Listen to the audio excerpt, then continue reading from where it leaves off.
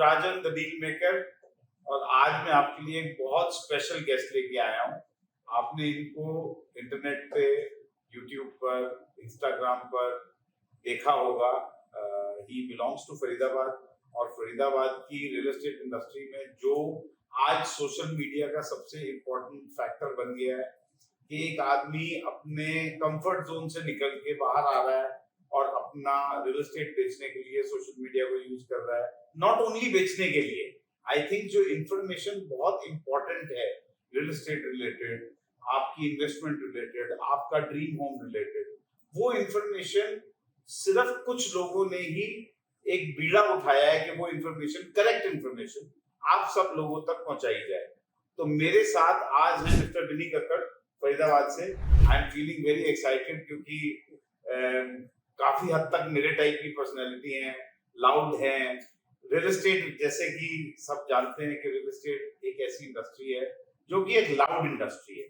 जब तक आप ढोल नहीं बजाओगे तब तक रियल एस्टेट बिकता नहीं। Vinny, welcome to real estate की बीके। Thank you Rajan sir, thank you आपने बुलाने के लिए और इतना आपने मान बख्शा कि मैं और आप आज बैठ के पॉडकास्ट कर रहे हैं। मैंने कभी ना जीवन में भी नहीं सोचा था कि मैं पॉडकास्ट करने बैठूंगा और आपने मुझे अपॉर्चुनिटी दी कि मैं आपके साथ बैठा। तो मुझे रात से ही सोच रहा था, मैंने कहा यार राजन सर के साथ बैठ के ना बातें करनी है। वो बातें करनी है जो लोग नहीं जानते रियल एस्टेट के बारे में। और सर रॉ बात करेंगे, आज जो भी बात करेंगे लोगों को लगना चाहिए कि आज हम जो बात कर रहे हैं एक्चुअल में रियल एस्टेट कैसा है, उसी के ऊपर बात करेंगे। तो हम बात करेंगे रियल एस्टेट, जैसे मैंने आपके बारे में बताया और फरीदाबाद के बारे में बताया। तो आज का सेशन हम इस बात पे जरूर ध्यान रखेंगे कि हम रियल एस्टेट के बारे में जो बात करेंगे वो सिर्फ इन्वेस्टर्स या बायर्स तक रिलेटेड ना हो। मेरा एक बड़ा इम्पोर्टेंट फैक्टर है जब मैंने ये कंपनी बनाई थी कि जो रियल एस्टेट का जो बेचने वाला है, द सेल्स पर्सन, उसके लिए काफी इंपॉर्टेंस होता है। अब वो, क्योंकि जैसे अभी हम ऑफ द कैमरा थे तो आपने एक बात बोली, बड़ी प्यारी बात थी वो कि रियल एस्टेट में 365 दिन होते हैं, मतलब 365 गेंदें होती हैं। जो इस पे टिका रहेगा, जो टुक टुक टुक टुक करके एक एक रन लेता रहेगा, उसे साल भर में 20 बॉलें ऐसी मिलेंगी कि वो चौका छक्का जरूर मारेगा और 2 4 5 उसको फ्री हिट भी मिलेंगे, वो उसके भी मजे पूरे लेगा। It is a very important thing. मैं भी यही बोलता हूँ कि जो रियल एस्टेट है वो बिल्कुल क्रिकेट के मैच की तरह है, आपको क्रीज पे टिक के रहना है। ये मैं सेल्स के लोगों के लिए बोलता हूँ। तो विनी जी, थोड़ा सा आप अगर अपने बारे में और मेरे को बताएं कि आपने रियल एस्टेट कब शुरू किया, कैसे शुरू किया, कोई ऐसा सिनेरियो बताओ कि जो रियल एस्टेट में आपको ऑलवेज रिमेम्बर होने वाली सिचुएशन हो, या हम आज जिस सिचुएशन पर पहुंच गए हैं, anything that you think about. देखो, मेरा जो रियल नेम है वो विनोद कुमार कक्कड़ है, बट मुझे विन्नी के नाम से रियल एस्टेट में जानते हैं। और मैंने जो अपने जीवन की शुरुआत करी थी ना, वो सेल से ही की है। मतलब जो कहते हैं सेल जो है ना, वो मेरे रगों में बहती है। मतलब उसके अंदर जो मिलावट है ना, जो मेरी जो नसों में मिलावट है, वो सेल्स की मिलावट है। तो मैं किसी चीज से भी दूर रह सकता हूँ, बट मैं सेल से दूर नहीं रह सकता। और सेल्स करने के लिए ना मेरे को, मतलब मेरी 4-5 बजे सुबह नींद खुलती है और मुझे लगता है कि यार बिन्नी करना क्या है आज क्या बेचना है। और जो भी बेचना है वो ऐसा बेचना है कि बंदा कुछ टाइम बाद आपको बोले यार बिन्नी मजा आ गया यार तूने मुझे बेचा है। वो वैल्यू देनी लाइफ में बहुत इंपॉर्टेंट है। देखो, अगर आप बेचते हो, बेचना बहुत आसान है, उस बेचने के साथ क्लाइंट को रिटेन करना, और वो जब आपको दोबारा मिले ना, आपकी आंखें उससे वैसी मिलनी चाहिए जो फर्स्ट टाइम में मिले थे, उसी को सेल्स बोलते हैं। मेरा वो मानना है। एब्सोल्युटली, आपकी एक्साइटमेंट से ही पता लग रहा है कि आप सेल्स के लिए कितना उसको कितने रिस्पेक्ट देते हो। बिल्कुल, वो तो आपकी एक्साइटमेंट से ही पता लग रहा है। बट सेल्स में पहले क्या बेचते थे आप? सबसे पहले मैंने जब अपनी शुरुआत करी थी 2009 के अंदर मैंने शुरुआत करी थी। मैं क्लब महिंद्रा में था। ओके। और कंट्री क्लब महिंद्रा नोएडा से मेरी शुरुआत हुई थी। एक वेव मॉल है, वहां पर ही मैं बाइक पे आया करता था। और मेरी उस टाइम जॉब, नोएडा का पहला मॉल है। नोएडा का पहला मॉल है। तो उसी अट्टा मार्केट में घूमा करता था मैं कि मुझे भाई कुछ मिल जाए। तो सेल मुझे एक्चुअल में जो सिखाई है ना, वो उसी जो कंपनी ने उन्होंने मुझे ये सिखाया है कि टुडे पे माल कैसे बेचा जाता है। आज क्लाइंट को आज आप कैसे बेच सकते हो। क्लाइंट को ये नहीं पता होना चाहिए उसको आप माल बेच रहे हो, उसको आप माल बेच जाओ और बोले बिन्नी यार मुझे भेज गया है। हाँ। और उसके साथ आपका रिलेशन, ये छोटी सी थिन लाइन होती है सेल करने में या ना करने में। वो एक लाइन जिसको समझ आ गई ना, वो एक्सपीरियंस के साथ ही आती है। वो धीरे धीरे ही आएगी आपको, क्योंकि हमारी सेल में प्रोडक्ट समझाना ही इम्पोर्टेंट नहीं है। आपकी जीवन में उस प्रोडक्ट ने वैल्यू क्या दे रखी है, आप उससे कितना मोटिवेटेड हो, आपके अंदर क्या कॉन्फिडेंस है उस प्रोडक्ट को लेकर। वो आपकी आंखें, आपका काम जो आप बोलते हो क्लाइंट के सामने, वही सेल्स करवाता है। और जब आप बोलते हो ना सर ये प्रोडक्ट आपके लिए बना हुआ है, मैं आपको ये देना चाहता हूँ, और उसके साथ आपको नो बोलने भी आने चाहिए, नहीं सर इस सेल में मैं ये नहीं कर सकता, तो वो चीज आपकी सेल होती है। फेयर रहना बहुत जरूरी है। बिल्कुल, क्योंकि उस फेयर रहने से आई थिंक एक रिलेशनशिप बनता है। बिल्कुल, जो आप अगर पहली बार कोई सेल करते हो तो वो एक सेल होती है, लेकिन उस सेल के बाद आपका एक रिलेशनशिप डेवलप होता है उस आदमी के साथ, और वो फिर लाइफ लॉन्ग चलता है। वो रिलेशनशिप ही है जो आपको रिपीट बिजनेस ला के देता है।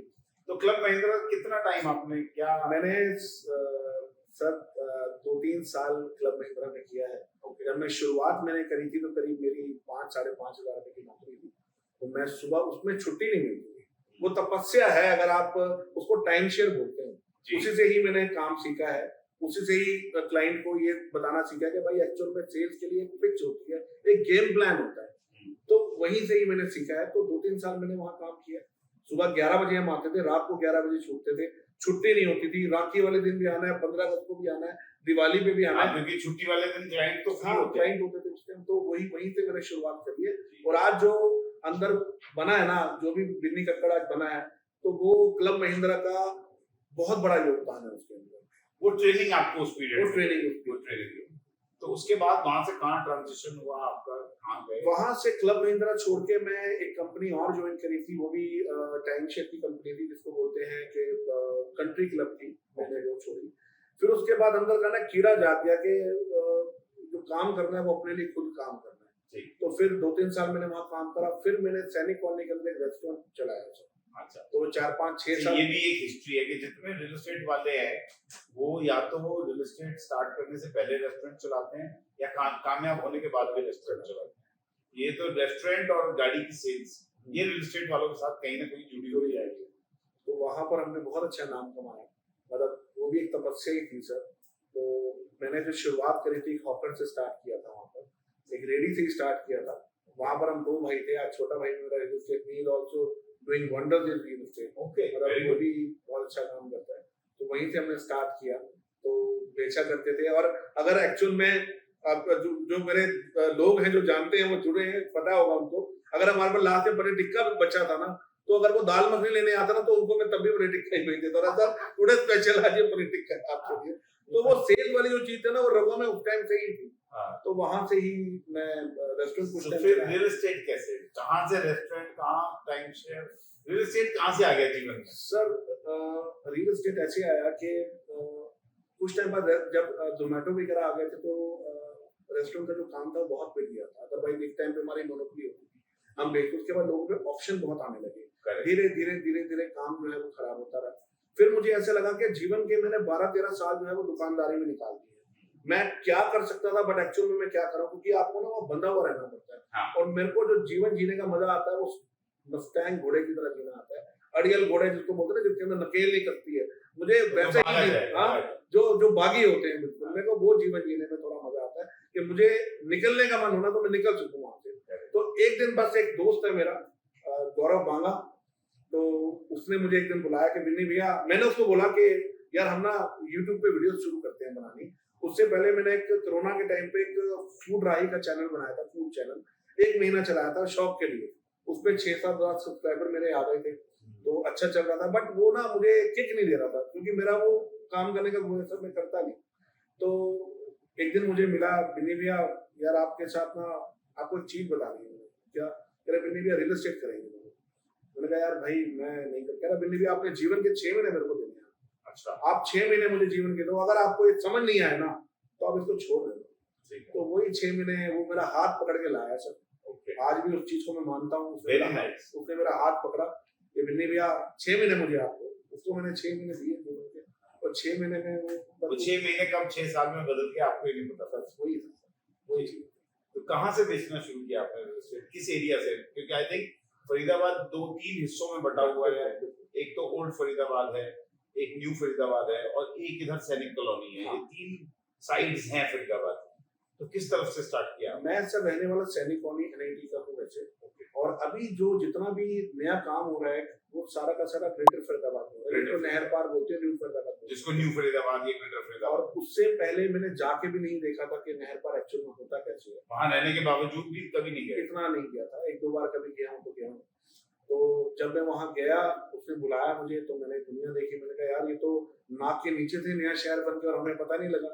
कभी कभी होता है कि आपके घर के पास तो 10-15 किलोमीटर पे कोई ऐसी चीज है जो आपने देखी नहीं, पर कुछ टाइम बाद जब जाके देखते हो तो आपको लगता है कि यार एक्चुअल में ये भी है। हाँ। और मैं बड़ा रियल एस्टेट को लेकर शुरू से मेरे को था कि यार मैं बेचना चाहता हूँ, पर उसने मुझे मौका दिया, वहां बेचना शुरू करा। हम ग्रेटर फरीदाबाद करते हैं वैसे। ओके, ग्रेटर फरीदाबाद में ग्रेटर फरीदाबाद ये 80s वाले जो सेक्टर हाँ, हैं, 80, 81, 83, 83, बिल्कुल इन सबको ग्रेटर फरीदाबाद। सबको ग्रेटर फरीदाबाद। तो आपने वहीं से स्टार्ट किया? वहां से स्टार्ट किया। और बांगा के साथ एक सन्नी भैया है, बेटरॉन मेरी कंपनी है। हाँ। तो उन्होंने भी मुझे बिल्कुल भाई की तरह, जैसे अपना छोटा भाई आपके साथ जब जुड़ेगा, जब कोई हाथ रखता है ना कि यार मैं तेरे ऊपर हाथ रखता हूँ, उन्होंने मेरे ऊपर वैसे ही हाथ रखा। और बस उससे तब से शुरू करा। उन्होंने कभी मुझे रोका नहीं किसी चीज करने के लिए। जो भी मैं करना चाहता हूँ, मैं बोला तेरे को मुझसे पूछने की जरूरत नहीं है कि तुम्हें क्या करना, तो मुझे पता तुम्हें कुछ करना है। बस वही है सर, क्योंकि जज्बा था अंदर कुछ करने का। तो क्या बेचते हो आप वहाँ, मतलब उस एरिया में बेसिकली फॉर सेल क्या चीज है? फ्लैट्स हैं, अपार्टमेंट्स हैं, या कोठियां हैं, या प्लॉट्स हैं, क्या है उस एरिया? वहाँ पर जो ग्रेटर फरीदाबाद में ना सारी चीजें मिल जाती हैं हमें। कमर्शियल भी है वहाँ पर, प्लॉटिंग भी है, रेजिडेंशियल भी है, हाई राइज भी है, अपार्टमेंट जिसको बोलते हैं, या बिल्डर फ्लोर भी बेचते हैं, वो भी है। कुछ 2021 के मास्टर प्लान है जो कि अभी डेवलप हो चुके हैं, और कुछ 2031 के प्लान हैं जो आने वाले, जो डेवलपिंग एरियाज हैं जहाँ पर जिन लोगों का बजट कम होता है वहाँ पर उनको प्लॉट ही चाहिए इन्वेस्टमेंट के लिए, वो प्लॉट लेते हैं।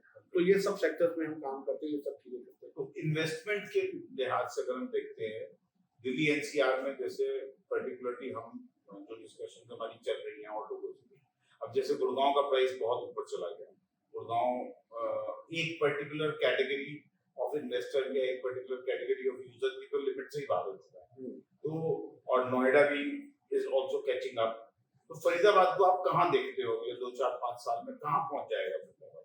मैं सर मैं लास्ट 2 साल पहले की बात करता हूँ, क्योंकि गुड़गांव में भी अगर आपका 1.5-2 करोड़ का बजट है तो बहुत सारे डीलर आपको एंटरटेन नहीं करते। गुड़गांव और नोएडा की बात करता हूँ, वहाँ भी एंटरटेन नहीं करते 1.5 करोड़ 2 करोड़ वाले को। दिल्ली में जगह ही नहीं बची है कि वो कहाँ इन्वेस्टमेंट करें। बात आती है फरीदाबाद की। फरीदाबाद में आज की डेट में जिनका बजट 70 लाख रुपए का, जो कोई जमीन चाहिए वो इन्वेस्टर भी आ जाता है, या जिनको प्लॉट चाहिए, जो बेचारों का 2 करोड़ का बजट है, चाहते हैं 2 करोड़ में सर जीवन में कमाने के लिए ना 2 करोड़ रुपए लोग की जीवन निकल जाता है, पूरा जीवन। 2 करोड़ रुपए इकट्ठे नहीं होते। और उनको जब जाके गुड़गांव में जाके बोलते हैं 2 करोड़ में हम आपको ये चीज दे देंगे और मतलब भी चीज नहीं मिलती, तो उनका जो रुझान हो जाता है वो फरीदाबाद की तरफ। फरीदाबाद में 1.5-2 करोड़ में आप बहुत अच्छी लोकेशन पे अच्छी चीजें आप ले सकते हैं। और आने वाले टाइम पे, अभी की बात करता हूँ, कनेक्टिविटी बहुत सॉलिड हो रही है। मेन जो मैटर है किसी भी शहर का, वो उसकी कनेक्टिविटी है। तो फरीदाबाद की कनेक्टिविटी क्या हो रही है, या आने वाले फ्यूचर में क्या हो जाएगी फरीदाबाद की? अभी कनेक्टिविटी देखो तो जेवर एयरपोर्ट है जो बन रहा है। बिल्कुल। आपके यहाँ से नोएडा से जेवर एयरपोर्ट जाने में 30 मिनट या 40 मिनट लगेंगे। जहाँ हम बैठे हैं यहाँ से करीबन 30-35 मिनट है। हमारे फरीदाबाद से 20 से 22 मिनट लगेंगे पहुंचने के। ओके, इतनी अच्छी कनेक्टिविटी हो रही है। अभी मैंने एक वीडियो भी बनाई थी, सराय काले खां से कनेक्टिविटी आ रही है, क्योंकि जो दिल्ली और मुंबई वडोदरा हाईवे बन रहा है वो जस्ट ग्रेटर फरीदाबाद के बाहर से ही निकल रहा है।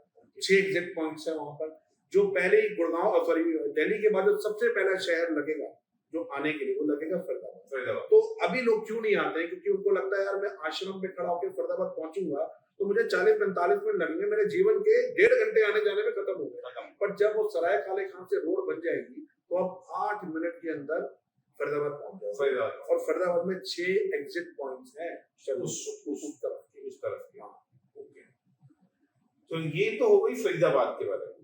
अभी जैसे हमने जब स्टार्ट किया था, या यहाँ जो माहौल बना हुआ है, बड़ा इंपॉर्टेंट पॉइंट है। 6 साल पहले जब आपने रियल एस्टेट स्टार्ट किया था, 6 साल हो गए आपको, तो 6 साल पहले रियल एस्टेट में आपने ये माइक, ये कैमरे, ये नहीं देखे थे। मैंने 24 साल पहले अपना जीवन रियल एस्टेट में स्टार्ट किया था। अच्छा, हर एपिसोड में मैं थोड़ा बहुत बताता हूँ।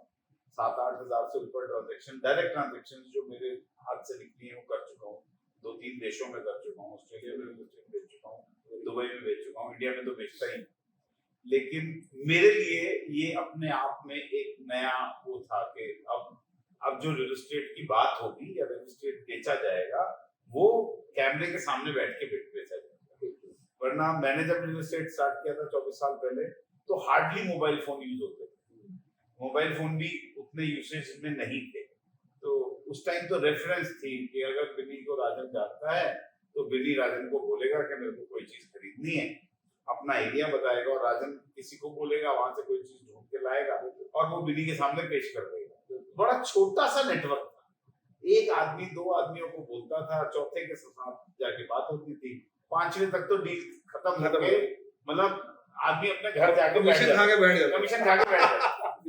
अब बात आ गई है लाखों, हजारों, करोड़ों लोगों में कि जब तक करोड़ों लोगों को आप अपने बारे में, आपके प्रोडक्ट के बारे में, सेक्टर के बारे में, जिस एरिया में आप काम करते हो उसकी नॉलेज के बारे में, ये टेक्नोलॉजी का जो चेंज आया है इसको आपने बड़े अच्छे से एक्सेप्ट किया है और आप क्या क्या कर रहे हो इस टेक्नोलॉजी के चेंज में लोगों तक करेक्ट इंफॉर्मेशन पहुंचाने के लिए। व्हाट इज बिन्नी का मोटो? सर मैं शुरू से ना कैमरे के सामने बड़ा झिझकता था सर। मैंने शुरू लगता नहीं है, नहीं मैं ऐसे ही था सर। जैसे नवजोत सिद्धू जी हैं, जब वो क्रिकेट खेला करते थे तब कुछ बोलते नहीं थे, आज वो चुप नहीं रहते ऐसा ही है। तो अभी जब मैंने शुरू में वीडियो हमने सोचा था तो मैं हमेशा तो कैमरे के पीछे खड़ा होकर ही बोला करता था कि अच्छा फेसलेस वीडियो बोलते हैं नहीं नहीं नहीं नहीं कोई और बना रहा था उसको मैं गाइड करता था, तू ऐसे बोल ऐसे। अच्छा मैंने कभी वीडियो नहीं बनाई, बट एक दिन बस खड़ा हुआ ऐसे ही, मैंने कहा चलो आज खड़े होकर वीडियो बनाते हैं। पर उस दिन से बनानी शुरू करी वीडियो। आपके अंदर जब प्रोडक्ट का कॉन्फिडेंस होता है ना सर, आपको जब नॉलेज होती है, आपको जब कॉन्फिडेंस होता है, आप जब सीधी बात करते हो, सीधी बात, नो बकवास, जब तक आप रियल एस्टेट में नहीं करोगे। दुनिया आजकल बहुत समझदार है। आधे डीलर बैठे हैं, क्लाइंट आजकल क्लाइंट नहीं है, दे आर हाफ डीलर्स। वो आपसे ज्यादा नॉलेज रखते हैं प्रोडक्ट की। उनको ये भी पता होगा कि स्क्वायर फीट, आप शायद स्क्वायर फीट 2-3 इंच कम बता दोगे पर क्लाइंट को पूरा पता होगा, उसको पेपर वर्क सारा पता होगा, आपको शायद ना पता हो। तो इसलिए आपको नॉलेज ऐसी रखनी पड़ेगी जो लोगों के पास नहीं है। दूसरी बात है, आपने जब तक उस प्रोडक्ट के बेनिफिट्स नहीं देखे होंगे, क्योंकि प्रोडक्ट जब आप बेचते हो हिस्ट्री देखते हो कि भाई मेरे बिल्डर की हिस्ट्री क्या है, उसने पिछले 5-7 साल में क्या काम किया है, आपने जिसको प्रोडक्ट बेचा है उसने उससे क्या बेनिफिट उठाए हैं, क्या मेरे पास रिपीट आया है दोबारा। सर हलवाई के बाद दोबारा बंदा वही जाएगा जिसको खाना उसको पसंद आएगा, जिसको खाना पसंद नहीं आएगा वो नहीं आएगा। अब आपने बोला था कि भाई मैं 25 साल पहले जब रियल एस्टेट बेचता था तो उस टाइम मेरे पास रेफरेंस के क्लाइंट आते थे। रेफरेंस के क्लाइंट 2 ही लोगों के पास जाते हैं, एक बेटे की शादी जब करनी होती है और जब एक रियल एस्टेट वाले होते हैं। बेटे की शादी में भी कोई रिस्क नहीं ले सकता, वो गुप्ता हलवाई को ही देगा या वो महेश्वरी को ही देगा कि वहां का बेस्ट हलवाई है, भले वो 200 रुपए महंगे प्लेट ले, पर देऊंगा मैं उसी को, क्योंकि मैं इज्जत का सवाल है और यहाँ पर आपके जीवन की पूंजी का सवाल है। तो आप उसी के बाद जाओगे जिसके पास कॉन्फिडेंस होगा, जिसके पास नॉलेज होगी, जिसको ये पता होगा कि भाई ये मेरे इस बंदे के हाथ में पैसे दिए, मेरे पैसे इसके लिए जरूरी कागज के टुकड़े हैं। यस, आपके पैसे नहीं है। जब तक आपका पैसे जरूरी कागज के टुकड़े नहीं होंगे ना, तब तक आप माल नहीं बेच सकते। और हमारी लाइन में उनके लिए इतना सा कमीशन भी जब वो देते हैं ना, खुश होके मिठाई के काजू कतली के डब्बे के साथ, इतना सा कमीशन भी इतना बड़ा होता है सर, बिल्कुल वही खुशी है। और जब दोबारा कॉल आता है, बिन्नी भाई कैसे हो, ठीक हो यार, मैं ये भेज रहा हूँ आपके पास, भाई मेरे छोटे भाई हैं, इनको बढ़िया वाला डील दे देना, तो सर मजा आ जाता है। Money is not important, client is important, value is important, उनका गले लगाना इम्पोर्टेंट है, उसी में ही आप पैसे कमा लोगे, फिर आप पीछे मुड़ के नहीं देखोगे, क्योंकि फिर पैसे आते रहते हैं। आपको पैसे के पीछे भागने की जरूरत नहीं। ये तो फैक्ट है। जब वो एक सीक्वेंस आपकी बन जाती है और आप उस सीक्वेंस को इस्तेमाल कर लेते हो उस तरीके से, जिस तरीके से वो चाह रहे हैं, बिल्कुल अगर उन्होंने कर दिया तो फिर आपको कुछ भी करने की जरूरत नहीं, वो तो आपका चलता रहेगा।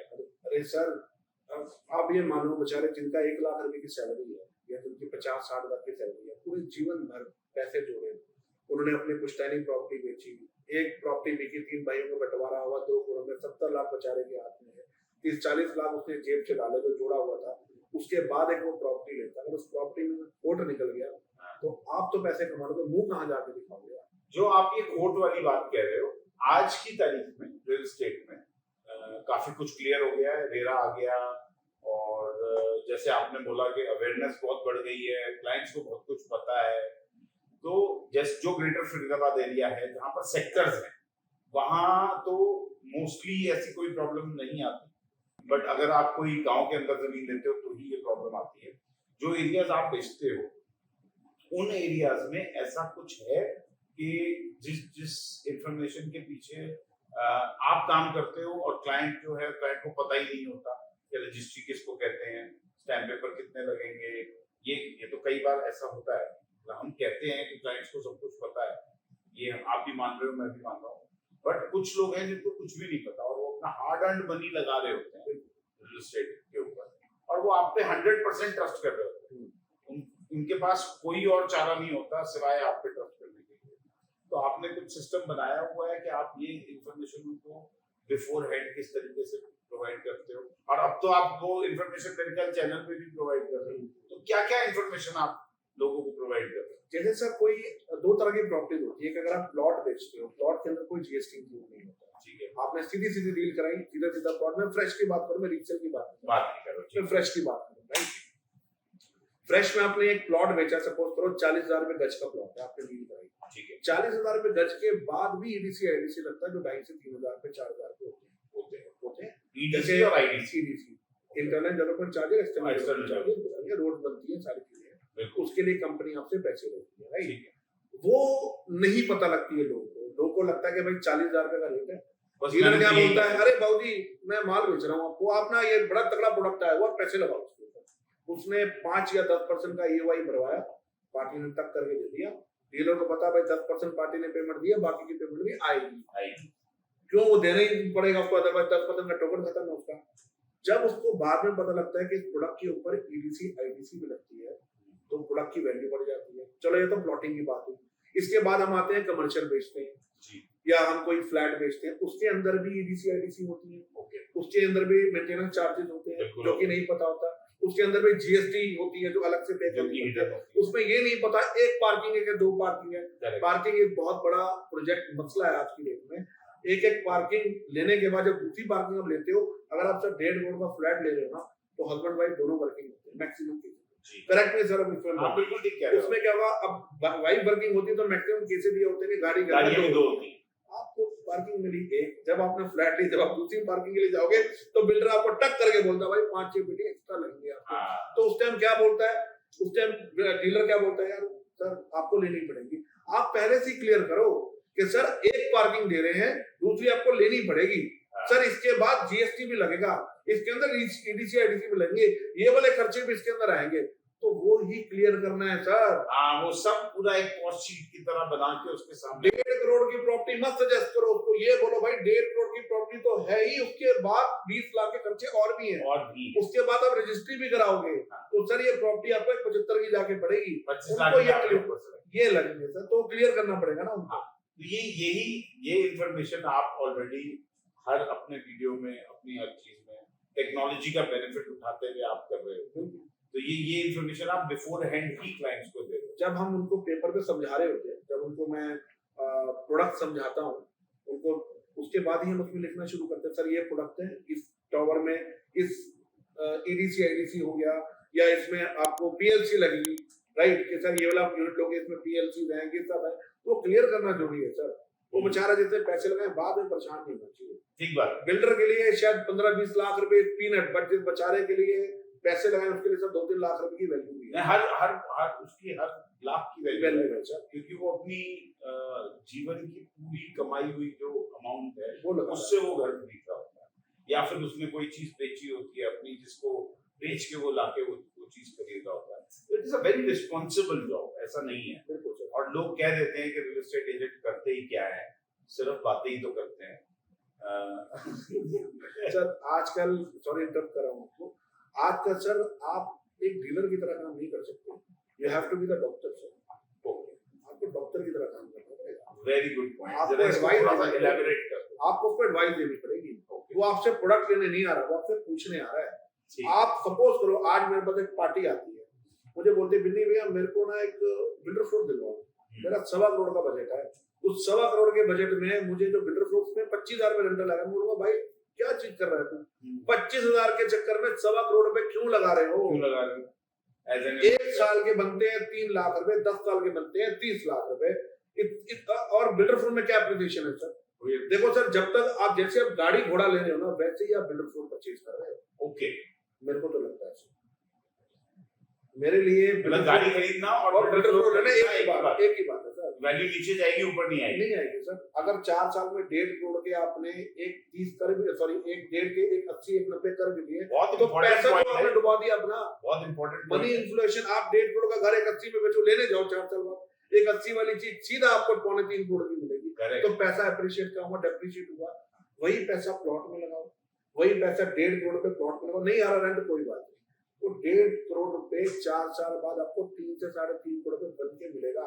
अगर मैं छल करके आपको, सपोज सर आप मेरे को प्रॉपर्टी लेने आए, मैंने छल करके आपको 5 लाख रुपए प्लॉट महंगा भी बेच दिया ना, तो 4 साल बाद गाली देके बोलोगे कि बिन्नी ने भाई फिर भी प्रॉपर्टी सस्ती बेची है, क्योंकि आप प्रॉफिट ले जाओगे। अच्छा, तो आई थिंक जैसे मैं बोलता हूँ अपनी कई वीडियोस में मैंने बोला है, तो मेरा एक हमारा कॉमन हो गया, इन्वेस्टमेंट अगर करनी है तो किसी भी बिल्डर के प्रोडक्ट में ना करो। जो दुनिया का सबसे बड़ा बिल्डर है भगवान, उसके प्रोडक्ट में करो। गॉड्स ओन प्रोडक्ट है प्लॉट, उस प्लॉट पे इन्वेस्ट करो, तो आप यू कांट गो रॉन्ग। नहीं जा आप नहीं जाओ कि बिल्डर फ्लोर्स या अपार्टमेंट्स, ये ऑब्वियसली ये जो जगहें हैं ये इस्तेमाल की हैं। अगर आपने रहना है तो ऑब्वियसली आपको एक बिल्डर फ्लोर लेना पड़ेगा, अगर आपकी चॉइस बिल्डर फ्लोर पे रहने की है या अपार्टमेंट रहने की है। अपार्ट फ्रॉम दैट एक एक्सपर्टीज आपकी चाहता हूँ कि जो इन्वेस्टर्स इस चीज पे कंफ्यूज रहते हैं कि हमें रेजिडेंशियल खरीदना चाहिए या कमर्शियल खरीदना चाहिए, अगर वो लैंड नहीं खरीदना चाहते तो जो लोग आरओआई के रेंट की तरफ देखते हैं उनको क्या चीज लेनी चाहिए? कमर्शियल, फरीदाबाद के कमर्शियल की बात करूं, बहुत सारे ब्रांड हैं, मैं सबका नाम नहीं लूंगा, बट मैं जिस ब्रांड के साथ काम करता हूँ वो 2-3-4 ब्रांड हैं जिनको मुझे लगता है मेरा ट्रस्ट है ब्रांड के ऊपर, क्योंकि मैंने देखा है लोगों के साथ मल्टीपल फ्रॉड होते हुए देखा है। ओके, अगर देखो सर, बिल्डर के प्रोडक्ट भी ना कैंसिल होते हैं, बिल्डर के जो प्रोडक्ट जब नए आते हैं तब कभी कभी क्या होता है, बिल्डर मना करता है कि भाई ये प्रोडक्ट नहीं बेच रहा है। उस केस में क्या बिल्डर आपके पैसे वापस करता है? वो बहुत इंपॉर्टेंट है। क्या आपको ब्याज के साथ पैसे दे रहा है? वो इंपॉर्टेंट है। दूसरी बात है कि कमर्शियल चलाना बनाना बहुत ईजी है सर। सबसे सस्ता कमर्शियल पड़ता है बिल्डर को बनाने के लिए। उसने क्या करना है? बिल्डिंग तैयार करनी है, बाहर की फसाड तैयार करनी है, एलिवेशन देनी है, अंदर का सारा शुरू कर देनी है। हां, अंदर ठीक है, फिट आउट लोगों ने करना है, फिट आउट तो लोगों ने करना है। लोगों ने। उसके बाद क्या वो बिल्डर पेन लेता है उसको चलाने के लिए? ओके, क्या माल बेच के निकल जाता है सर? ये इंपॉर्टेंट फैक्टर है सर। ऐसी कोई दिवाली नहीं है कि बंदे का मिठाई का डब्बा ना आता है। अच्छा, और एक ही वर्ड लिखा हुआ बोलता है थैंक यू। वो 2.5 करोड़ के 15 करोड़ कमर्शियल इन्वेस्टमेंट, जो कि आई थिंक रेजिडेंशियल में नहीं इतनी जल्दी नहीं होता और आरओआई भी नहीं मिलता, मतलब रेंटल भी नहीं मिलता। तो किस रेंज में रेंटल है फरीदाबाद में परसेंटेज के हिसाब से अगर देखें? अगर आज कोई आदमी 5 करोड़ रुपए का कमर्शियल लेता है तो उसको कितने परसेंट का रिटर्न मिल जाता है? सर देखो, अगर मैं कमर्शियल की बात करता हूँ, सबसे बढ़िया जो रेंटल टके में बात करते हैं सर, मैंने भी चीजें सुनी है और देखी भी है। अगर आपको किसी प्रोडक्ट पे 5.50 आ रहा है अगर आपको पैसे, तो बहुत अच्छी आरओआई पर मंथ आ रही है ना। 6% पर एनम हो गया, 6% पर एनम हो गया। बट हमने देखी है सर वहां पर जो रिटर्न है वो 8, 9, 10। पहले क्या होता था सर, पहले जो कमर्शियल बनते थे उसमें मैक्सिमम इन्वेस्टमेंट बनिए लोग करते थे। पंजाबी ने भी करी है सर, मैं कॉमेडी को नहीं बता रहा, बट जो मैंने देखा है सर, जो उनको पता है भाई कि हाँ भाई मैं ये चीज लूंगा, मुझे पता है पैसे आएंगे इससे। तो उन्होंने क्या किया सर, उन्होंने जो प्रॉपर्टी ली है सर उसमें अच्छा रिटर्न आता है लोगों के पास, अच्छी प्रॉपर्टी बनाई है उन्होंने।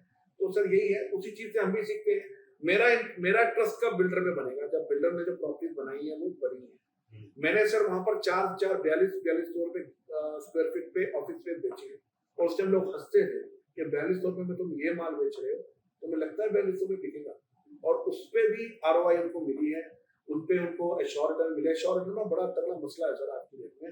बिल्डर शुरू में तो देने की कोशिश करता है, बट आखिरी तक वो नहीं दे पाता। बट हमारे फरीदाबाद में ऐसा नहीं है। जो आरओआई या जो रेट ऑफ सॉरी अपना क्या बोलते हैं उसको, एश्योर रिटर्न जो दे रहे हैं उनको वो मिलती है, तो प्रॉपर्टी भी अप्रिशिएट कर रही है। और वही जो लोग हैं जो दोबारा प्रॉपर्टी लेने आ रहे हैं, और या तो वो आते हैं उनके कोई दोस्त उनके प्रॉपर्टी लेने आते हैं, वैसे रेफरेंस ही आता है सर, वही आता है। तो कमर्शियल में फरीदाबाद की अगर हम बात करें तो कमर्शियल में आप कह रहे हो कि अगर आज कोई आदमी इन्वेस्ट करता है तो मिनिमम 6% की रिटर्न उसे मिली जाती है, 7-8% तक की रिटर्न भी उसको कमर्शियल में मिल जाती है। और कमर्शियल में जो एक मेजर फैक्टर है रियल एस्टेट का, जो हमारे देश में एक कैलकुलेशन है जो यहाँ नोएडा में भी अप्लाई होती है, आई एम श्योर कि वो फरीदाबाद में भी अप्लाई होती होगी, कि जब भी कोई डेवलपमेंट अथॉरिटी किसी शहर को डेवलप करती है तो वो मैक्सिमम 5 या 7 या 8% तक की कमर्शियल स्पेस निकाल पाती है, उससे ज्यादा की स्पेस निकाल ही नहीं पाती।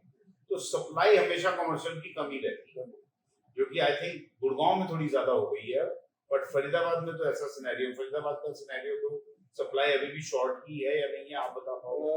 गुड़गांव पहले तो सर पॉपुलेशन के ऊपर बात करते हैं कि कमर्शियल तभी चलेगा जब वहां पर रिहाइश होगी, हैबिटेशन आएगी। बिल्कुल ठीक है, हैबिटेशन आएगी नहीं तो कमर्शियल किसके लिए आप खोलोगे। गुड़गांव से हमेशा फरीदाबाद की पॉपुलेशन ज्यादा है, हालांकि मैं ये बात करता हूँ कि कमाई गुड़गांव के लोग की ज्यादा होगी, बट अगर आप 14-15 के लोगों को देखते हैं, इंडिया के सबसे बड़े जो इंडस्ट्रीज हैं वो 14-15 सेक्टर में ही रहते हैं फरीदाबाद। और अभी गुड़गांव, नोएडा, दिल्ली के लोग भी फरीदाबाद, ग्रेटर फरीदाबाद में शिफ्ट कर रहे हैं, वहां का कमर्शियल भी बहुत अच्छे रिटर्न दे रहा है। दूसरी बात है कि वहां पर जो कमर्शियल है ना, सेक्टर 79 है हमारे, वो बहुत इंपॉर्टेंट सेक्टर है क्योंकि वो बिल्कुल मेन सेंटर में है, वो सीबीडी सेक्टर है, बहुत बड़ा है। अच्छा, वो सारा कमर्शियल ही है, कमर्शियल सेक्टर है। ओके, तो कमर्शियल सेक्टर है, उसमें 430 एकड़ का वो सेक्टर है, उसमें सारे ही अच्छे ब्रांड्स काम कर रहे हैं। 430 एकड़ का, very nice. Cyber hub sir 55 या 50-55 एकड़ का सेक्टर है। अगर मैं सीपी की बात करता हूँ 45 to 50 एकड़ का वो सीबीडी सेक्टर है। वैसे ही 430 एकड़ का सेक्टर है, चारों तरफ से 60 मीटर रोड से वो घिरा हुआ है, बीच में वो बैठा हुआ है ताज की तरह। 430 एकड़ का सेक्टर है, कुछ ही लोकेशन है। रियल एस्टेट का तो मतलब ही लोकेशन है। तो वहां पर लोकेशन बहुत प्राइम है, लोग आते हैं, फुटफॉल अच्छा है। लोग कहते हैं सेल्फी लेने लोग आ रहे हैं, अरे सेल्फी होगी नहीं, सेल्फी वाली चीजें नहीं होती तो आज हम यहाँ बैठे ही नहीं होते। सोशल मीडिया नहीं होगी तो आज और मैं बात क्या कर रहे हैं। तो वही है, तो सेल्फी वाले क्राउड ही बहुत इंपॉर्टेंट है सर, वही लोग चलाते हैं चीजों को, उसी को देख के लोग आते हैं, उसी के पीछे सर सारी दुनिया की डेस्टिनेशन। बाकू को कौन जानता था, रील्स में देख देख के लोगों ने जाना शुरू कर दिया, और कंट्री को कौन जानता था। तो इसलिए ये रील बहुत इंपॉर्टेंट है चीजों को चलाने के लिए। मतलब कमर्शियल में अगर इन्वेस्ट करना है फरीदाबाद में आज की तारीख में, तो आप कह रहे हो कि वो सेक्टर 79 में इन्वेस्ट, सेक्टर 79 है। उसके अलावा हमारा मथुरा रोड पे बहुत सारे कमर्शियल है। अच्छा, एक रोड है फरीदाबाद की, बड़ी पुरानी रोड है, मथुरा रोड जिसको हम बोलते हैं, अभी आपने जिक्र किया। अब अगर हम ग्रेटर फरीदाबाद की तरफ आ रहे हैं और ग्रेटर फरीदाबाद के बाद से ही ये वडोदरा वाला जो हाईवे है वो चला जाएगा, तो मथुरा रोड की क्या इंपॉर्टेंस है आज जो है? मतलब वो मेरे हिसाब से तो बैकबोन थी फरीदाबाद की, क्या वो रहेगी या वो पीछे वाली रोड बन जाएगी? सर बैकबोन तो बैकबोन ही रहेगी। अच्छा, बैकबोन तो बैकबोन ही रहेगी। ये जब एक नई रोड आती है ना सर, तो आप बताओ सर, रिंग रोड आउटर बनी, रिंग रोड अंदर बनी, क्या किसी में कमी है? नहीं, कोई कमी, बिल्कुल रिंग रोड उल्टा और इम्पोर्टेंट। जितने मर्जी फ्लाईओवर आ जाएंगे सर, लोगों ने उसको भी यूज करना है और अंदर की रोडों को भी यूज करना है, तो वो सब चीजें हैं। तो सर अभी जो हमारी आश्रम वाली जिसको रोड बोलते हैं, जो हमारी मथुरा रोड, उस पर भी काफी अच्छी डेवलपमेंट हो रही है, अच्छे फ्लाईओवर बन रहे हैं। वहां से भी आप, जैसे आप बदरपुर से फरीदाबाद आना चाहो तो पहले आपको 15-20 मिनट लगते थे, बॉर्डर जिसको बोलते हैं, बॉर्डर, अब 4 से 5 मिनट में पहुंच जाते हैं। आप 15-20 मिनट कह रहे हो? मेरी ससुराल फरीदाबाद में है। जब मेरी शादी हुई थी तब बदरपुर बॉर्डर से सेक्टर 16 जिसको ओल्ड फरीदाबाद बोलते हैं, वहां तक पहुंचने में 1.5 घंटा प्रोजेक्ट हो जाता था सर। तो 1.5 घंटा लगता था। मतलब बारात की जब बस आई थी तो ये सोच के आए थे कि दोपहर को निकल जाओ, शाम को अगर 4 बजे के बाद फंस गए तो जाम में फंस जाओ। तो वही सब चीजें हैं सर। देखो सर, मैं एक ही बात जानता हूँ, जब करोड़ों साल पहले धरती ठंडी हुई थी ना, आज ठंडी हो गई है। जितनी लैंड उस टाइम थी ना, आज भी लैंड उतनी है, 1 इंच भी नहीं बढ़ सकती। नहीं बढ़ सकती, फैक्ट्री में तो लैंड नहीं बढ़ती है, नहीं बढ़ती। तो उसी पे ही करनी है हमने, जो भी करना है सर। लैंड जो भी करना है उसी पे उसी पे ही, उसी लैंड उसी पे। They are not making it anymore. वही है सर।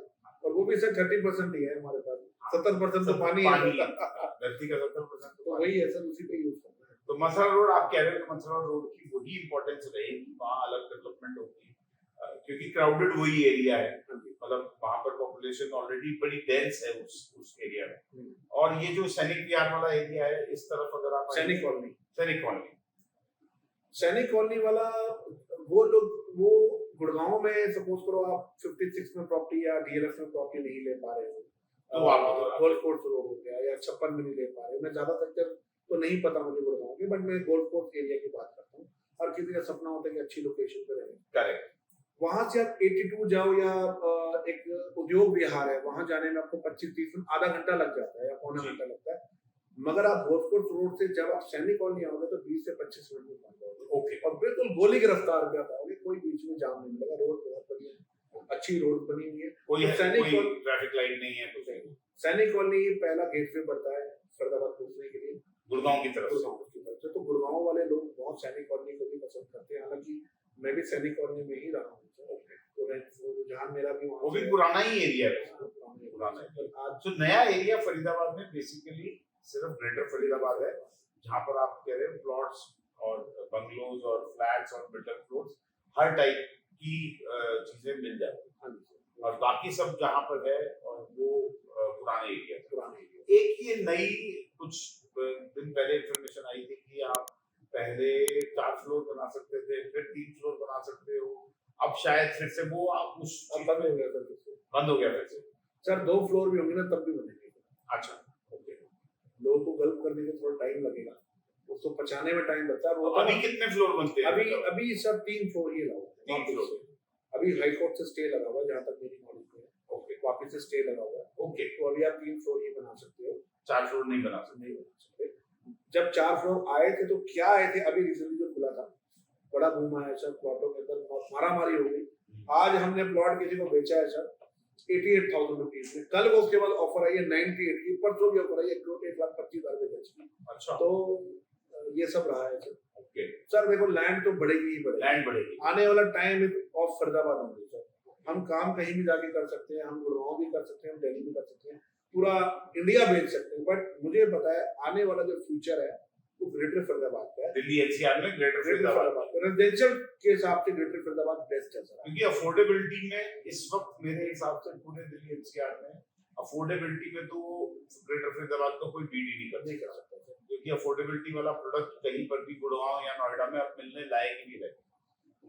वहां से तो ट्रेन बहुत आगे चली गई सर। 100 यूनिट्स निकाली थी मैंने, 100 यूनिट्स निकाली थी 2 घंटे के अंदर ना। मेरे पास 4 से 5 ईवाई थी, एक बड़ी मुश्किलों से एक मिल गई, बिल्ली एक ही दे पाऊंगा।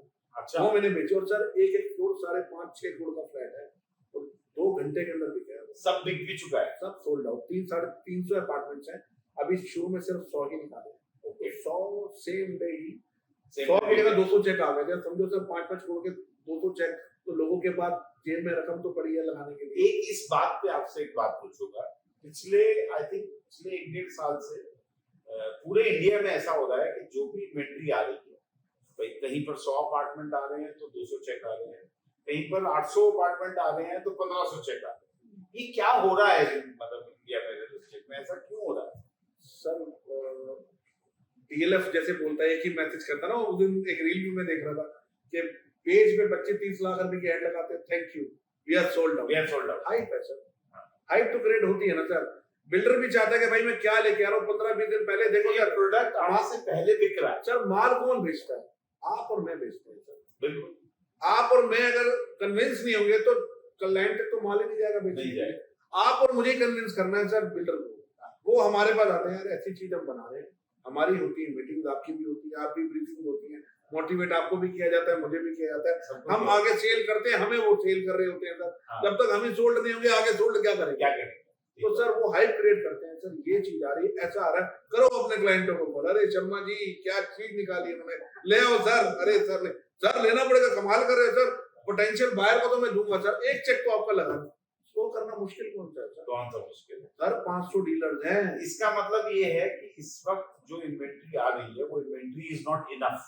अगर आप कह रहे हो कि 100 करना मुश्किल नहीं है, वो इसीलिए नहीं है क्योंकि बायर कॉन्फिडेंस बहुत ज्यादा है। भाई हमारे देश की ग्रोथ जो है वो इस वक्त फुल स्पीड पे चल रही है, और जब इंफ्रास्ट्रक्चर फुल स्पीड पे ग्रो करेगा तो रियल एस्टेट ग्रो करेगा ही करेगा। सर पैसा तो है लोगों के पास, पैसा है लोगों के पास है सर, आपको और मुझे बहुत पता है सर, पैसा तो है। ठीक है, पैसा तो है लोगों के पास, निकालने वाला है। कोविड से पहले लोग कहते थे पैसा नहीं है, आई थिंक ये पैसा निकला ही कोविड के बाद है, क्योंकि कि कोविड के बाद लोगों ने सोच लिया है कि अगर रहना ही है तो 5 करोड़ के अपार्टमेंट में रह लो, बस मैं उस कोठी में क्यों ना हूँ जब बाहर निकल के एकदम सड़क ही है। तो सर मैं वहां पर ना एक प्राइवेट सोसाइटी में रहता हूँ, और उस सोसाइटी बीपीटीपी ने ही सारे नहर पार को बनाया है सर। अगर मैं बताऊं तो एक होता है ना कागज के ऊपर जब एक हम कोई ड्राइंग बनाते हैं, उस ड्राइंग को जमीन पर उतारने वाला जो है वो बीपीटीपी है। अच्छा, BPTP is a big company और लोगों का पैसा सेफ है, पेपर वर्क में सॉलिड। डीलर के लिए वो अच्छी कंपनी नहीं है, पार्टी के लिए अच्छी कंपनी है, मतलब एंड यूजर कंपनी है सर। आपने वहाँ प्लॉट ले लिया, आराम से तसल्ली से सो जाओ, घर पे प्रॉपर्टी बढ़ेगी, पेशेंस होना चाहिए, हबड़ दबड़ नहीं करनी प्रॉपर्टी में बनने के लिए, प्लॉट के लिए। उसने ये सब सारी चीजें, उसी के मैं प्राइड में रहता हूँ सर। 25 से 30 एकड़ की सोसाइटी है, वहां पर मैंने बिल्डर फ्लोर लिया हुआ सर। और उस सोसाइटी के अंदर सर 5 से 6 पार्क है, मैंने 2-3 वीडियो भी बनाई है, और उसमें मुझे कमेंट में है बिन्नी जी क्या खास है। अरे सर 5000 जब लोग रहते हैं, 4000 लोग रहते हैं, 6 लोगों को प्रॉब्लम तो आती है। 6 लोगों को तो भगवान से भी प्रॉब्लम है। भगवान तूने मेरे से ऐसा क्यों करा, बाकियों से तो पूछो, 4500 लोगों से या 4000 लोगों को तो पूछे, तो मेजोरिटी देखी जाती है। सर मेरा बच्चा आराम से वहाँ खेलने जा सकता है, स्केटिंग कर सकता है, वहां पर जाके पार्क में एंजॉय कर सकता है, स्विमिंग कर सकता है। मेरे को बाहर को देखने जाने की जरूरत नहीं, सोसाइटी के बाहर कंपाउंड के अंदर मेरी मदर आ जाए तो मेरी मदर बढ़िया से वॉक कर सकती है। ऐसा फील होता है रिजॉर्ट में रह रहे हैं। और मुझे ऐसा लगता है सर कि मैं एनसीआर में नहीं रह रहा, मैं किसी हिल स्टेशन में रह रहा हूँ। तो ऐसी चीजें भी हमारे फरीदाबाद में है, और इन्हीं चीजों की रिक्वायरमेंट है सर। आने वाला टाइम इन्हीं का इसी का सर, सुकून चाहिए ना। सुकून तो इंसान घर में आओ तो वाइफ टक टक टक तक चलती रहती है, लोगों को लगता है, वाइफ को लगता है पति टक टक टक कर रहा है, पति को लगता है वाइफ कर रही है। हमें सुकून चाहिए सर। तो वो एक घर ऐसा होना चाहिए जो घर में भी कलेश चल रहा हो तो बाहर आके पार्क में बैठो, आराम से कानों में काम म्यूजिक लगाओ, और आधा घंटा मेडिटेशन करो, रिलैक्स, फिर अपना आराम से बीवी को गले लगाओ, बात करो। जब रिलैक्सेशन ही नहीं होगा सर तो कहाँ जाओगे? घर से बाहर निकलो, गाड़ी की टीपी चल रही, क्या करोगे सर? सुकून चाहिए सर। एक दिन तो सर मिट्टी हो जाना सब में। आपने 50 साल बाद 60 साल बाद हमारी बात कौन कर रहा होगा? कहीं यूट्यूब में वीडियो पड़ी हुई, शायद किसी ने देख ली तो देख ली। नहीं हमारी वीडियोस है, ये मेहनत हम इसीलिए इतिहास में नाम लिखा जाएगा। 50 साल बाद भी लोग हमारी वीडियोस देख रहे हैं, इतिहास में हमारा नाम लिखा जाना चाहिए सर। और सर लोगों को वैल्यू देनी है। मैं जो महसूस करता हूँ ना सर कि मुझे ग्रेटर फरीदाबाद में क्या बेस्ट लग रहा है, I am very happy sir. और मैं ऐसे नहीं बोल रहा, मैं आपको अगर जो मैं बोलता हूँ मैं मानता हूँ, very happy. Faridabad good place, crime भी नहीं है सर, ना के बराबर है तो बहुत कम है सर। जो है वो थोड़ा बहुत तो हर जगह ही है सर। वो नहीं होगा तो फिर क्राइम ही रहेगा सर। ठीक है, वो है, रोड अच्छी है, खाने पीने का सिस्टम ठीक है। खाने पीने का सिस्टम तो फरीदाबाद में बहुत अच्छा है सर, लोग कुछ ज्यादा ही शौकीन है फरीदाबाद। खाना पीना नहीं होगा सर तो काम नहीं कर रहे हैं, खाएंगे पीने। पंजाबी बंदा खाना तो सर, मेरा ये मानना है कि आप ऑफिस से निकलो, हालांकि अभी मैंने 365 कर रहा हूँ तो सर मैंने थोड़ा खाने पे कंट्रोल करा हुआ है, तो खाना पीना सारा बड़ा इम्पोर्टेंट। 365 क्या है एक बार हमारे व्यूअर्स को भी बताओ सर। 365 मैंने एक चैलेंज लिया है कि 1 साल के अंदर मैंने अपनी वाइफ को डिफेंडर गाड़ी गिफ्ट करनी है। वेरी नाइस, हमारी तरफ से भी गुड लक है आपको। 1 साल में बीवी को गिफ्ट करनी है, और सर ऐसे गिफ्ट करनी है कि लोगों को मैं वैल्यू भी दे सकूं सर।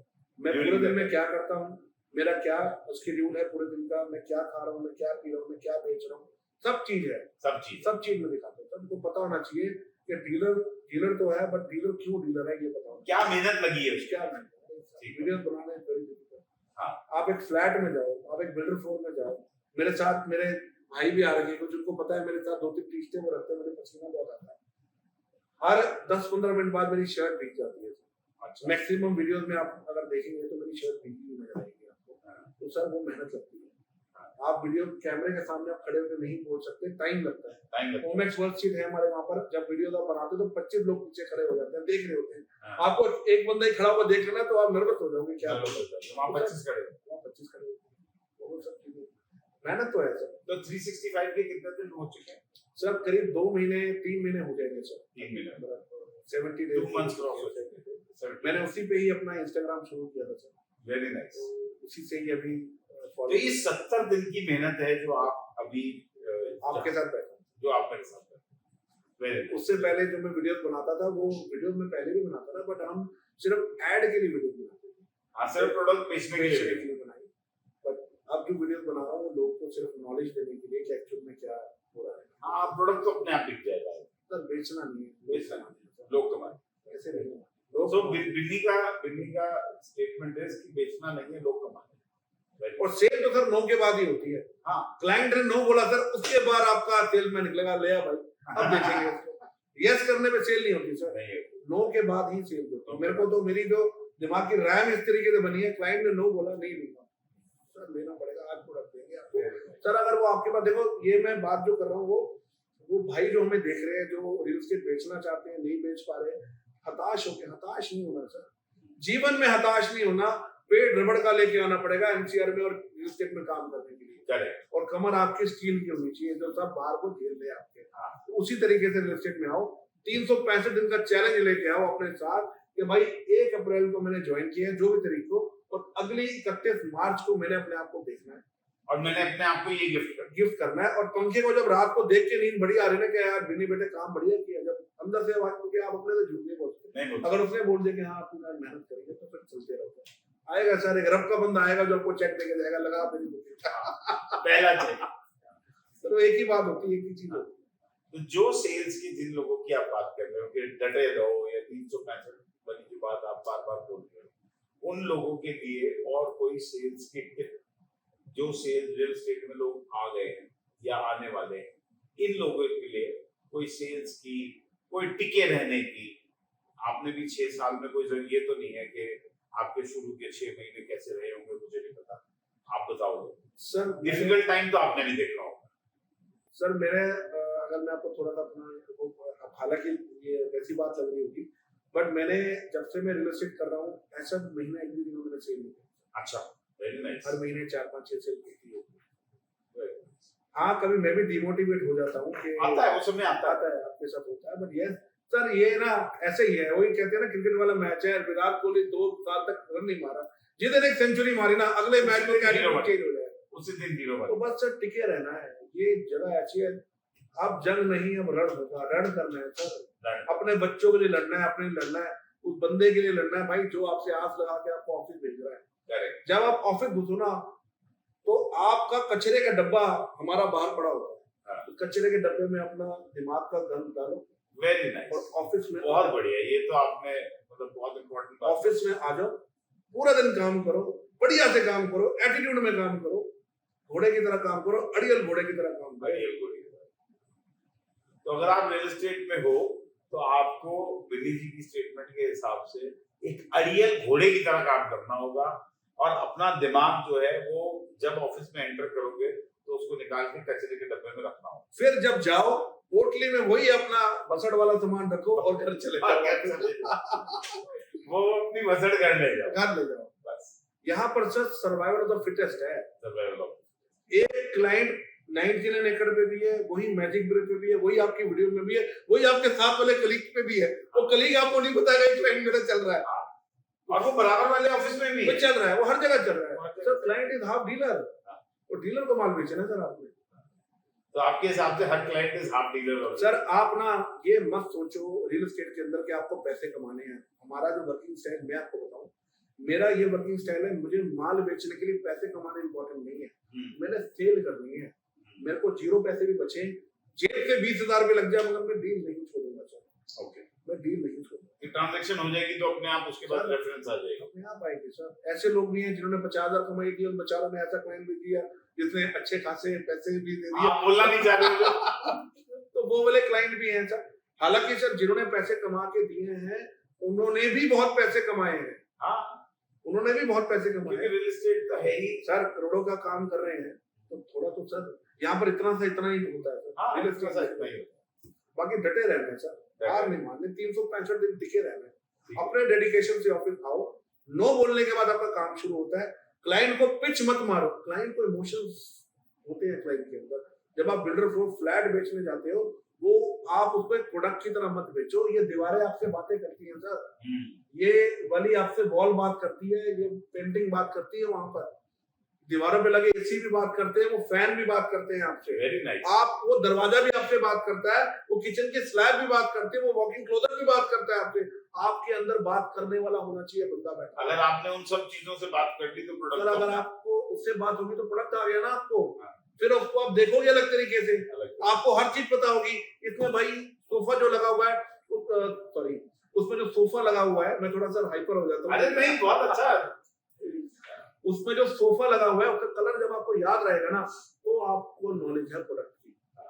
उस रोड पे कितने गड्ढे हैं, मैं जब जा रहा हूँ उस पे नाली कौन से वॉशरूम में बनी है, कैसे बनी हुई है, जब तक आपको ये नहीं पता, you are not for real estate, आप नहीं बेच सकते। ठीक है, बहुत इंपॉर्टेंट बात बिन्नी ने ये बात बोली है कि जब तक आप दीवारों से बात नहीं करोगे आप रियल एस्टेट नहीं बेच सकते, जब तक आप किचन स्लैब से बात नहीं करोगे आप रियल एस्टेट बेच सकते। सर जो लेडीज घर लेने आती है ना, देखो सर, जब आप घर लेते हो ना तो आप अकेले डिसीजन नहीं लेते हो, हाँ, पूरा परिवार लेता है। You have to be the gentleman. वो जो लेडीज आ रही है ना, आपको उसको ऐसा फील कराना है कि आप उसके भाई हो, रियल वैसे ही फील होना चाहिए। आप जेंटलमैन की तरह गेट खोलो उसके लिए, मेक हर कंफर्टेबल, आप उसको गाड़ी में बिठाओ, उनसे क्वेश्चन पूछने, पति की कुछ बात नहीं करनी। सर ओके है दीदी, आपको कैसा लग रहा है? सर मैम क्या होता है? सर दीदी भैया है, दीदी कैसा लग रहा है? कैसा रहेगा दीदी? आपको कौन सा घर पसंद है? 50 ऑप्शन दिखाने की जरूरत नहीं है सर, 4 ऑप्शन दिखाओ, 2 में देखो क्या पसंद आ रहा है, 2 दिखाओ जो उसके पसंद की, जो उनके मतलब की चीज। सर टाइम वेस्ट नहीं करना ना, हर किसी का टाइम बहुत इंपॉर्टेंट है, तो 4-5 चीजें दिखाओ, आपके में 50 चीजें हैं, बट वही अच्छा। तो आई थिंक जो बात आप कह रहे हो, क्लाइंट को क्या चाहिए ये समझना प्रोडक्ट दिखाने से पहले बहुत इंपॉर्टेंट। तो वो टाइम जो आप एज अ कंसल्टेंट, जो आपने बोला कि आप डॉक्टर बन जाओ, तो अगर आप प्रॉपर्टी के डॉक्टर हो तो आप वो टाइम पहले अपने ऑफिस में बैठ के क्लाइंट के साथ दोगे, बिल्कुल आप समझोगे कि इनको क्या चाहिए क्या नहीं चाहिए, इनको कमरे छोटे चल जाएंगे या बड़ा कमरा ही चाहिए, इनको किचन जो है वो ओपन चाहिए या क्लोज चाहिए, बाथरूम किस साइज के होने चाहिए, उस हिसाब से आप उनको गिने चुने 4 प्रोडक्ट दिखा दो और वो उनमें से 2 या 1 या 2। आपका पेपर वर्क स्ट्रॉन्ग होना चाहिए, आपकी डील के अंदर रेट आपका स्ट्रॉन्ग होना चाहिए। कम मार्जिन पे जब काम करना आ जाएगा तो आप पैसे कमाने लग जाओगे। आप बड़े मार्जिन के चक्कर में बैठोगे, 5 करोड़ की सेल कर 1% में लेके जाऊंगा ना, नहीं चाहिए 1%, मुझे माल बेचना। फर्स्ट ऑफ ऑल दीदी प्रोडक्ट देना, प्रोडक्ट बेचो। जब उनको प्रोडक्ट बढ़िया लगता है सर, तो पार्टी को भी पता है यार बंदे ने मेहनत करेगा, आपको देख जाएगी। जब क्लाइंट आपके पास आ रहा है, बिच मत जाओ, पानी की तरह डुलना नहीं है क्लाइंट के सामने। ऑरा होता है सर, 5 करोड़ वाले बंदे का ऑरा होता है, जो 5 करोड़ का प्रोडक्ट बेच रहा है उसका ऑरा होता है। ऑरा वो आप उसके ऑफिस में बुलाओ, वहां बिठाओ, आधा घंटा बात करो उससे, पूछो सर क्या चाहिए, फिर आपको लगे तो लेके जाओ। अगर पार्टी बोले डायरेक्ट मेरे को दिखाने आएगा, कांटा है नहीं दिखाएंगे, नहीं मेरा काम का स्टाइल है। मैं डॉक्टर हूँ, डॉक्टर आपके पास थोड़ा आएगा, नहीं, सर्जन आपके पास घर नहीं आएगा, सर्जन आपके घर नहीं जाएगा, सर्जन आपको अपने क्लिनिक में बुलाएगा, बाद में ऑपरेशन थिएटर में जाएगा। आना तो पड़ेगा, आना पड़ेगा, प्रॉपर्टी लेनी है तो आना पड़ेगा, तो बात तो करनी पड़ेगी। बात तो क्लाइंट्स के साथ बैठ के आधा घंटा बात करने से सारी बात वहीं से बननी है, बात करने से बात बनती है। और लोग डरते हैं कि कोई क्लाइंट आ रहा है भाई इंग्लिश में बात कर रहा है। सर इंडिया में रह रहा है, मेरी इंग्लिश आती है, स्ट्रॉन्ग नहीं है सर, कोई बात नहीं, क्या होगा, कोई बात सर ओके है। मेरे सामने सर HNI क्लाइंट आते हैं, इनका 20 करोड़ का बजट है, मैं सर हिंदी में ले आता हूँ 5 मिनट के अंदर, मैं हिंदी में बात करता हूँ सर। मैं अपने प्रोडक्ट में माहिर हूँ, मुझे पता मैं क्या देना सर। पूरे दिन तो इंग्लिश में बात नहीं करते, यहाँ क्यों करेंगे, हिंदी में बात करें। तो अगर मैं रीड कर पा रहा हूँ बिन्नी को, अगर मैं प्रॉपर्ली बिन्नी को रीड कर पा रहा हूँ, तो बिन्नी की जो सबसे स्ट्रॉन्ग, जो बिन्नी की स्ट्रेंथ है as real estate broker, realtor, real estate agent, जो भी नाम हो, जिस भी नाम से हम लोग जाने जाते हैं, बिन्नी की स्ट्रेंथ है कि उसको नॉलेज है अपने एरिया, वो अपने एरिया के बारे में सब कुछ जानता है। बिन्नी की स्ट्रेंथ है कि वो अपने पेपर वर्क को अच्छी तरह पहचानता है। बिन्नी की स्ट्रेंथ है कि वो अपने क्लाइंट को क्या चाहिए, उस चीज को, उस क्लाइंट से इंफॉर्मेशन निकालने में माहिर है, और इस वजह से बिन्नी कॉन्फिडेंट है। और आज बिन्नी सोशल मीडिया पे अवेलेबल भी है, तो सब जगह जो भी चाहे बिन्नी से कांटेक्ट कर सकता है। तो ये फैक्टर्स हैं एक अच्छे रियल एस्टेट एजेंट के, अच्छे रियल एस्टेट एजेंट के होने के। तो दीज आर द फैक्टर्स। बाकी सर हम कोशिश करते हैं कि पार्टी को आज ही बेचें सर, आज ही बेचें, आज ही। मैं सर कल पे नहीं रखता सर, ओके, मेरी सेल्स कल पे नहीं जाती। ये बड़ी नई बात है जो मैंने भी 24 साल में, today I sell on today, you sell on today, not today, very important, very very important. आज है, आज है। हमारी खाली 3 ऐसी ट्यून है सर, हम कॉल पे ही सारी बात क्लियर रखते हैं हाँ कि सर हम आज प्रॉपर्टी दिखा रहे हैं आपको, समझ आएगी सर, आप इंटरेस्टेड हो सकते हो, तो पार्टी बोलती है यस वी कैन डू, देख सकते हो तो हो सकते हैं, फिर सर लेके जाएगा कल नहीं है आपकी सर। नो पार्टी ने नो, पार्टी का काम है नो बोलना, हाँ आपको काम में यस करना, तभी तो डॉक्टर होना। हाँ वेरी नाइस, मजा आ गया बात करके। पेशेंट बोलेगा नहीं मेरी किडनी नहीं निकालनी, डॉक्टर बोलेगा नहीं निकालेगा तो तू मर जाएगा, निकालनी तो है तेरी किडनी, ऑपरेशन से तो वो डरेगा ही, सर वो करना है। क्योंकि जो क्लाइंट है वो इस ऑपरेशन से डरता है, हाँ करने से डरता है। सर सर्विस देने की बहुत इंपॉर्टेंट है। आपने सेल कर दी, सेल करना चलो ठीक है आपने कर दी, उसके बाद आप आफ्टर सेल सर्विस क्या दे रहे हो, ओके आप कितने मैसेज कर रहे हो पार्टी को, जब उनके कॉल आते हैं, अगर आप देखो मीटिंग में हो तो, क्योंकि ना जब आप एक सेल कर रहे हो तो एक मेडिटेशन में होते हो, मेरे को लगता है सर बिल्कुल ठीक जब है। मैं सेल्स में होता हूँ तो मैं मेडिटेशन में होता हूँ, मुझे मेरी बीवी कॉल करे, मेरा बॉस कॉल करे, मुझे जीवन में कोई कॉल करे मैं कॉल नहीं उठाता, उस टाइम कॉल नहीं उठाता, जब मैं बैठा होता हूँ तो एक उस टाइम पार्टी की से बात चल रही होती है डील को, अगर वो किसी ने एक सेकंड बंद कर दिया ना पार्टी उठ के चली जाती है। और आज तक भी बेटर होंगे हम अपनी बात करो, कोई पार्टी मीटिंग हमने करी है होती है ना, जब हम एक आज क्लोजर होता है हमने सेल होने नहीं, वेरी नाइस, सेल नहीं होगी, सेल तो करके जाओगे, सेल आज ही हो, आज ये कॉन्फिडेंस ही अलग है, ये कॉन्फिडेंस मतलब इस बात पे कॉन्फिडेंस होना कि आज ही सेल होगी, ये बहुत कम लोगों में देखने को मिलता है। 5-5 करोड़ का प्रोडक्ट सर हम सेल दे देते हैं, सेल लेवल लोग कचौड़ी खाने आ रखे होते हैं मेरे, जो देखते हैं वो देख रहे हैं, उनको पता है, तो उनको पता है वो कचौड़ी खाने, हम लोग देखेंगे, हाँ जो कचौड़ी खाने आ रहे हैं उनको पता है बिन्नी ने सेम डे माल भेज दिया, और वो जब घर जा रहे थे बिन्नी जी हमको लेने नहीं आए थे, ठीक है सर आप और आज खुश नहीं है वो कि भाई सेम डे कचौड़ी खाते खाते प्रॉफिट ले ली प्रॉफिट। चलो it was very nice talking to you Binny ji, मजा आ गया आपसे बात करके, और मेरी एक विश है कि जिस दिन आप अपनी वाइफ को वो डिफेंडर गिफ्ट करोगे उस दिन मैं वहां प्रेजेंट होना चाहिए, ये डेट जो है आपने मतलब हमें बुलाना जरूर है। बिल्कुल सर बिल्कुल, मैं जो कार डीलरशिप होगी वहां पर आपके साथ होना चाहता हूँ उस मोमेंट में जब आप डिफेंडर गिफ्ट करो। बिल्कुल सर, मेरी वाइफ का बहुत मोटिवेशन है सर, आज मैं जो बना हूँ मेरी वाइफ की वजह से बना हूँ, मेरी मदर की वजह से बना हूँ, ये दोनों फाइटर हैं सर, ये लेडीज तो हैं बट इनके अंदर एक जो है ना मैन दिखता है मुझे, ओके जिनसे मैं, तो ये मोटिवेशन जो है आपकी वो आपकी वाइफ और आपकी मदर की चीज है सर, बहुत फाइटर लोग हैं सर ये, ओके मैं 4-5 लाख रुपए नुकसान खाया तो गलती हो क्या होगा, टेंशन निकल लगो आप चलो खड़े हो जाओ, चलो वेरी नाइस, वो आपको फैमिली सपोर्ट है, वो बहुत इंपॉर्टेंट है कि आपके पास एक फैमिली की सपोर्ट है, वो आपको आगे बढ़ने की तरफ ध्यान देती है, आपको पीछे नहीं रोकती। वेरी नाइस बिन्नी जी, मजा आ गया आपसे बात करके, थैंक यू वेरी मच।